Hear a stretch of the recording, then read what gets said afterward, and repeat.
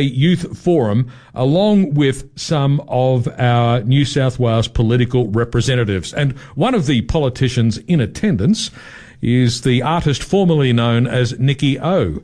Nicole Overall, good afternoon. Hello, my friend and former radio colleague.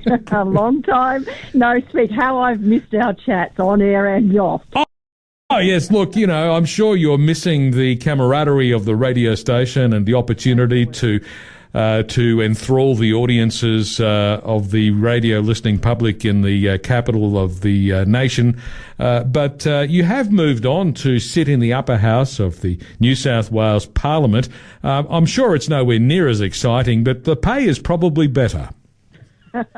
Well, one thing that I will say, Leon, and it was just mentioned to me this week, people very kindly are still telling me that they miss hearing me on the radio tube. So I guess that's a good thing. And when it comes to my parliamentary speeches, I've had a lot of comments about my radio voice. So I'm going to thank you for all the tips and advice.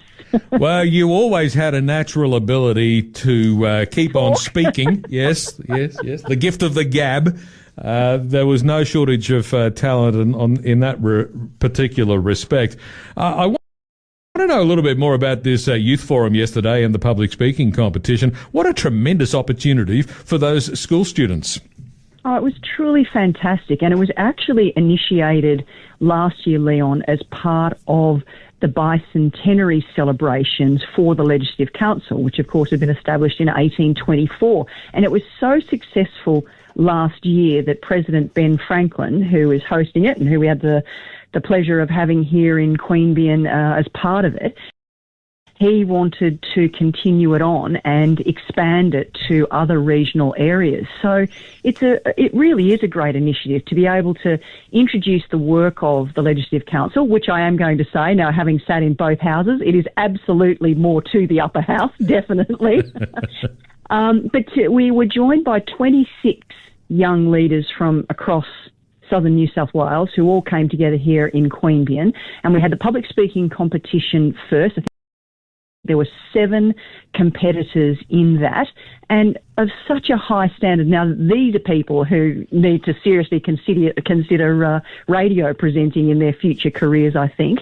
And then that evening we had a forum with 26 of the young leaders, and it was all about them raising areas of concern to them, how they see their futures, problems in the areas that they're living in, but also exploring solutions and shared experiences as well. So it was so informative. And then we had the chance for a little more of a casual get-together with them at the end of the evening. And it was just great to talk with them on a one-on-one basis. So, yeah, I was really, really pleased and excited to be part of it.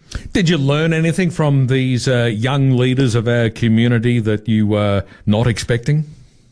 Yeah, I truly did. One of the questions that I asked was how many in the room were looking to go on to study at university, and how many might be looking at trades, vocations, vocational education. Every single one of those young people is looking at going to university. Now, that's great, and it's tremendous to see, but when we know that we're in the midst of something as serious as a housing crisis, if we don't have young people who are looking at trades as options for their futures as well, that's a bit of a worry.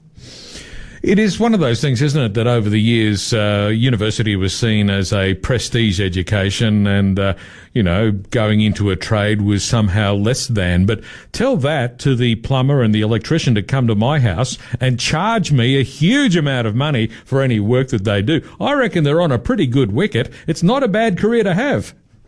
I think it's an excellent career to have, Leon. And as you say, not only can the money be extremely good in the trade, you also know that it doesn't matter where you go, you're always going to have a job. So it was one of the interesting conversations that we had with them about why they were all looking at university specifically. One of the other things that I was really interested to hear their responses to, I asked about the Netflix series Adolescence. And I don't know whether you've seen it yet, Leon. I know that you are a great aficionado when it comes to streaming. I have chosen not to watch it yet. I've heard mixed reviews of it, although it's attracted a lot of attention and it ostensibly, imparts an important message. I've heard some reports that maybe it's not that good. Others think it's brilliant. I guess we'll have to reserve judgment until I actually see it. But it is an important topic. It's about the way that online communications can misguide young people into very extreme behaviour. Yes, and I do recommend a watcher. I won't say whether it's brilliant or not brilliant. What I will say is that it is incredibly thought-provoking. And some of the points that these young people raised as part of this forum were their concerns about AI, about pornography, about the potential for people to be exploited, sexual violence, things like that are really top of mind for them. And then when I asked about this program, this series, if they'd had the chance to watch it, about half of the room had and half hadn't.